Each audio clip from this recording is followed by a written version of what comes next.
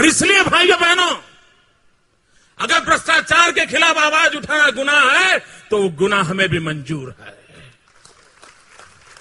अगर विदेशी धन वापस लाओ ये मांग करना गुनाह है तो वो गुनाह हमें भी मंजूर है।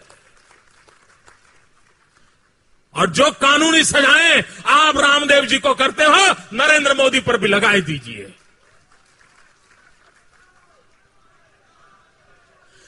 भाइयों बहनों, ये देश ऐसे नहीं चल सकता है। ये देश ऐसे नहीं चल सकता है।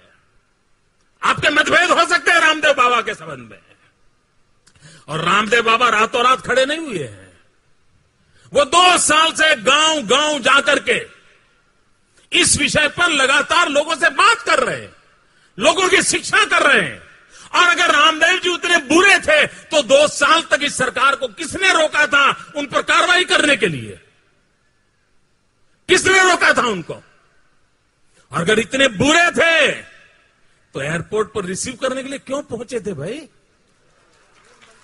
ओबामा को लेने के लिए जितने मंत्री नहीं गए उतने रामदेव जी को लेने एयरपोर्ट पहुंचे थे।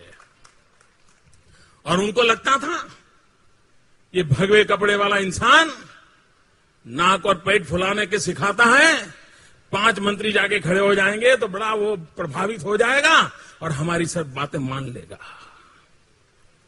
छोटी सी मांग है उसकी कि प्रधानमंत्री देश को विश्वास दे कि मैं काला धन वापस लाऊंगा। क्या कारण है प्रधानमंत्री इतना विश्वास देने को तैयार नहीं है? कोई बड़ी मांग नहीं है। उसने ये भी नहीं कहा कि किसी को जेल में डाल दो। उसने ये भी नहीं कहा कि यह कानून बना के, यह कुछ नहीं कहा। उसने कहा प्रधानमंत्री देश को विश्वास दे कि मैं इतने दिन के भीतर भीतर काला धन जो दुनिया में पड़ा है वो देश की जनता के चरणों में ला करके रख दूंगा। उसका विरोध। भाइयों बहनों, जिस प्रकार से जुल्म का रास्ता इन्होंने अपनाया है, क्योंकि अब तक उनके साथी दलों पर हमला होता था ना। हमने दूसरा संकल्प लिया है कि हम संसद में एक बिल पास कराएंगे और उसके लिए सांसदों से हमने बात कर ली। कई सांसद तैयार हैं जिनके पैसे कहीं नहीं है। ऐसे हैं सांसद, अब बेचारे लूट ही नहीं पाए तो क्या करें, बोले वाले से। तो वो तैयार है, वो कहते हैं हम बिल लाएंगे संसद। तो ऐसे सांसदों का एक समूह बनाया है और वो बिल की ड्राफ्टिंग चल रही है। थोड़े दिन में इसको संसद में लाएंगे और संसद में जब बिल आएगा तो बाकी सब सांसद बहस करेंगे। बहस वाले दिन हम ये देखेंगे कि इसका विरोध कौन कौन कर रहा है।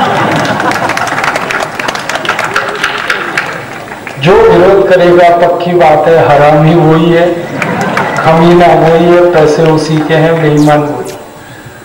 तो पता चल जाएगा पूरे देश को बेईमान कौन कौन है।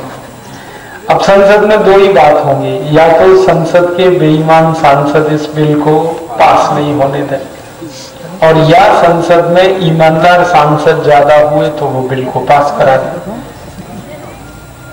दोनों में से कुछ एक होगा। अगर बिल पास हुआ तो अपने को कुछ करना ही नहीं, कानून बनेगा, पैसे आ जाएंगे। और बिल पास नहीं हुआ तो हमने एक तीसरा संकल्प लिया है कि 2014 में जब लोकसभा का चुनाव आएगा तब सारे देश में से 400 ईमानदार सांसदों को हम जिता के लाएंगे और फिर दोबारा से बिल पास।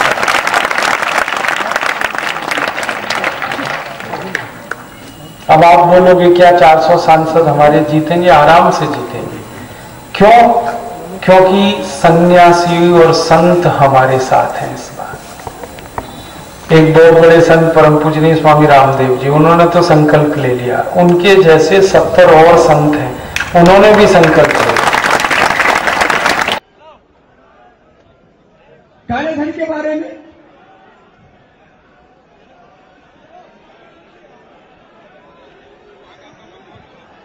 काले धन के बाबत में मेरे दोनों नेताओं ने बोल दिया है, ये काले धन को भी ठीक करना है, काले धन वालों को भी ठीक करना है।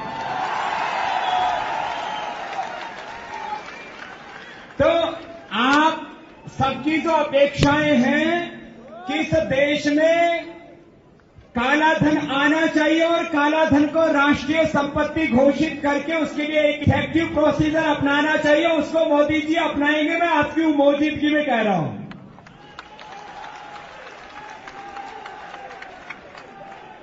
आप